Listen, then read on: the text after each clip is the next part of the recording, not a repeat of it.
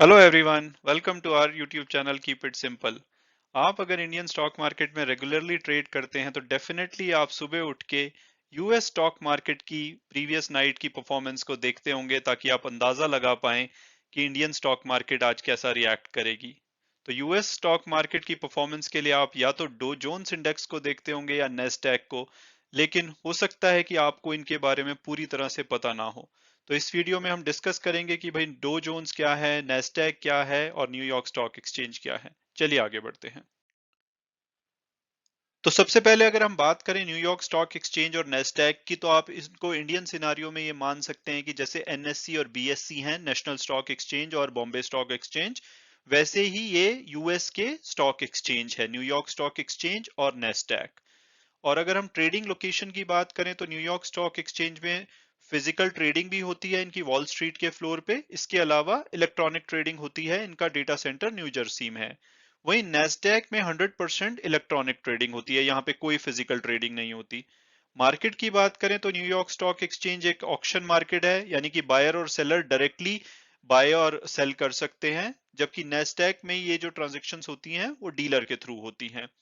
और अगर कंपनीज की बात करें तो मेनली न्यूयॉर्क स्टॉक एक्सचेंज में जो ट्रेडिशनल ब्लू चिप कंपनीज हैं या इंडस्ट्री हैवी कंपनीज हैं वो लिस्टेड होती हैं, जैसे कि जनरल इलेक्ट्रिक हो गई, बोइंग हो गई, 3M हो गई, इस टाइप की कंपनीज।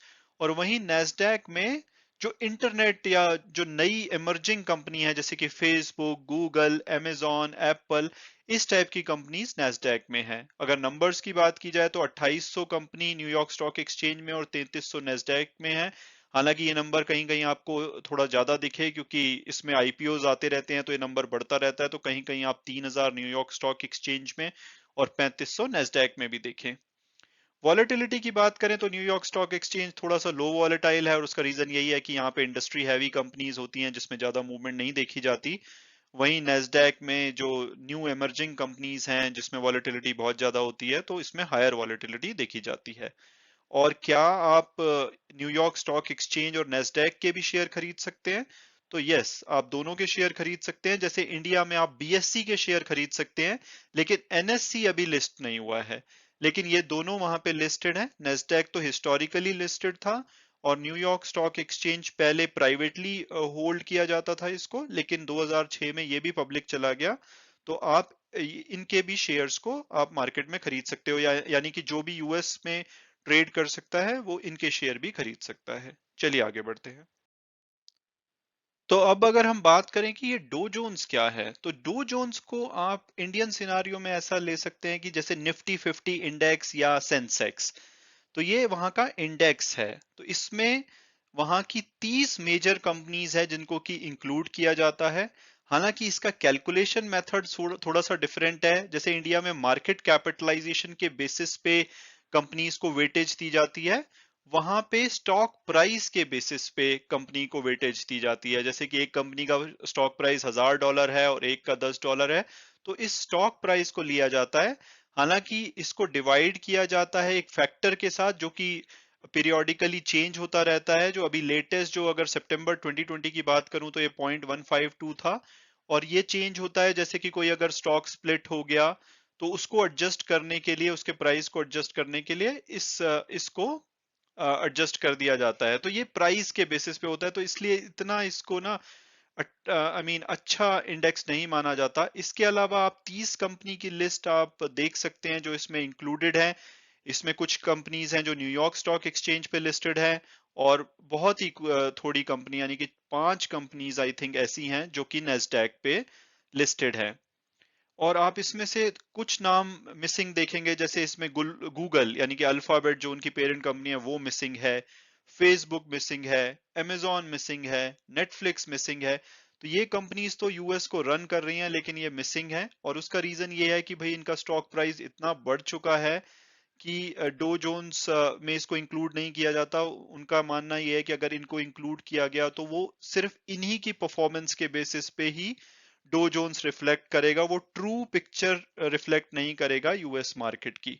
जैसे कि इंडिया में भी होता है कि हमारे यहाँ पे भी 6 से 7 स्टॉक मेजोरिटी वेटेज रखते हैं, और अगर उसमें कुछ भी चेंज होता है, चाहे बाकी स्टॉक्स में बुरा ही हो रहा हो, लेकिन अगर इन 7 स्टॉक्स में अच्छा होता है तो माना जाता है कि हमारी मार्केट अच्छी कर रही है। तो इस चीज को अवॉइड करने के लिए डो जोन्स में कुछ कंपनीज को इंक्लूड नहीं किया गया है। लेकिन वही बात है कि अगर आप Amazon, नेटफ्लिक्स, गूगल, फेसबुक इनको इंक्लूड नहीं करोगे तो आप सही पिक्चर रिफ्लेक्ट नहीं करेंगे आई थिंक। तो चलिए आगे बढ़ते हैं।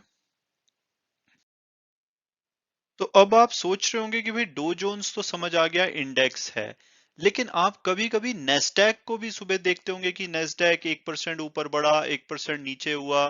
तो ये अगर स्टॉक एक्सचेंज है तो इसकी परफॉर्मेंस हम कैसे देख पाते हैं? तो उसका रीजन ये है कि नेस्डैक एक स्टॉक एक्सचेंज भी है और ये इंडेक्स भी है। तो यानी कि नेस्डैक में जो भी 3300 कंपनीज लिस्टेड हैं, उन सब की परफॉर्मेंस के बेसिस पे नेस्डैक इंडेक्स को मेजर किया जाता है। तो अगर आप इन दोनों में डिफरेंस देखें, डो जोन्स और नेस्डैक में, तो डो जोन्स में 30 मेजर कंपनीज इंक्लूड होती हैं, जैसे कि इंडिया में निफ्टी 50 में 50 और सेंसेक्स में 30 होती हैं। लेकिन नेस्डैक में जो भी कंपनीज नेस्डैक में है, यानी कि 3300 कंपनीज, वो सारी की सारी इसमें इंक्लूड होती हैं इस इंडेक्स में। क्या आप इस इंडेक्स को डायरेक्टली खरीद सकते हो? तो नहीं। जैसे आप इंडिया में निफ्टी 50 को या सेंसेक्स को डायरेक्टली नहीं खरीद सकते, लेकिन उसमें जो जो कंपनीज उनकी कंपोनेंट हैं, उनको आप इंडेक्स फंड के थ्रू या ईटीएफ के थ्रू खरीद सकते हो। सिमिलरली यूएस में भी आप इनको इंडेक्स फंड के थ्रू खरीद सकते हो। और जो कैलकुलेशन की बात की जाए, जैसे मैंने बोला कि भाई डो जोन्स जो होता है वो शेयर प्राइस का इम्पैक्ट लेता है, और उसमें जो स्टॉक स्प्लिट या मर्जर होते हैं उसको, जो फैक्टर होता है उसको एडजस्ट करके इनकॉर्पोरेट किया जाता है। वहीं नेस्डैक मार्केट कैपिटलाइजेशन लेता है, यानी कि ये इंडिया की तरह जैसे कंपनी के आउटस्टैंडिंग शेयर को करंट प्राइस से मल्टीप्लाई करके जो मार्केट कैपिटलाइजेशन आता है उसके बेसिस पे अपनी वेटेज देते हैं। और परफॉर्मेंस अगर इनकी देखें तो जो डो जोन्स है वो 30 कंपनीज जैसा परफॉर्म कर रही हैं, तो उसी के बेसिस पे वो पूरी पिक्चर देगा। लेकिन नेस्डैक, उस नेस्डैक में सारी कंपनीज की परफॉर्मेंस आती है, हालांकि उसमें जो मार्केट कैपिटलाइजेशन है वो वहां की 6-7 जो बड़ी कंपनीज हैं, यानी कि फेसबुक हो गई, amazon, एप्पल, गूगल, नेटफ्लिक्स, इन्हीं की परफॉर्मेंस, क्योंकि इनका मार्केट शेयर ज्यादा है तो इन्हीं की परफॉर्मेंस के बेसिस पे उसकी परफॉर्मेंस पे इम्पैक्ट पड़ता है। होपफुली आपको ये वीडियो अच्छा लगा होगा और कुछ नई बातें आपने जानी होंगी।